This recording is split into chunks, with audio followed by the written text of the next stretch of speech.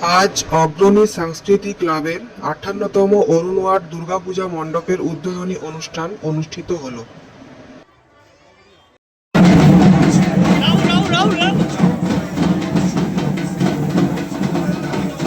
মাননীয় সাংসদ শ্রী ঋতুব্রত বন্দ্যোপাধ্যায় সপরিবারে উৎসব ভীষণ ভালো কাটুক এবং আনন্দে কাটুক। মাননীয় সোনা চ্যাটার্জি এবং মাননীয় অনন্তলাল নায়ক এই মুহূর্তে দুজনে তারা বরণ করে নিচ্ছেন শ্রী ঋতুব্রত বন্দ্যোপাধ্যায়, মাননীয় সাংসদ, রাজ্যসভা। পরিত্রাণপরায়ণে সর্বস্বার্থী হরে দেবী নারায়ণী নমস্তুতে। জয় মা। সকলে ভালো থাকবেন, সকলের দুর্গাপুজো ভালো কাটুক। নমস্কার। আজকে আমাদের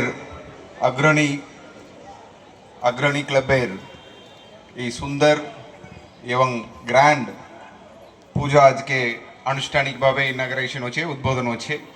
এই উদ্বোধনী মঞ্চে উপস্থিত আছেন মাননীয় অনারেবল এমআইসি স্যার, মাননীয় প্রদীপ মজুমদার স্যার উপস্থিত আছেন, আর উপস্থিত আছেন মাননীয় সাংসদ ঋতুব্রত ব্যানার্জি মহাশয়, আর উপস্থিত আছেন মাননীয় চেয়ারম্যান এডিডিএ মহাশয়, উপস্থিত আছেন কবি দত্ত মহাশয়, আর উপস্থিত আছেন আমাদের পাণ্ডবেশ্বরের বিধায়ক মহাশয় নরেন্দ্রনাথ চক্রবর্তী মহাশয় উপস্থিত আছেন, আর উপস্থিত আছেন আমাদের সুভাষ মণ্ডল মহাশয়, চেয়ারম্যান এসবিএসটিসি, আর আমাদের এসডিও দুর্গাপুর মহাশয় উপস্থিত আছেন।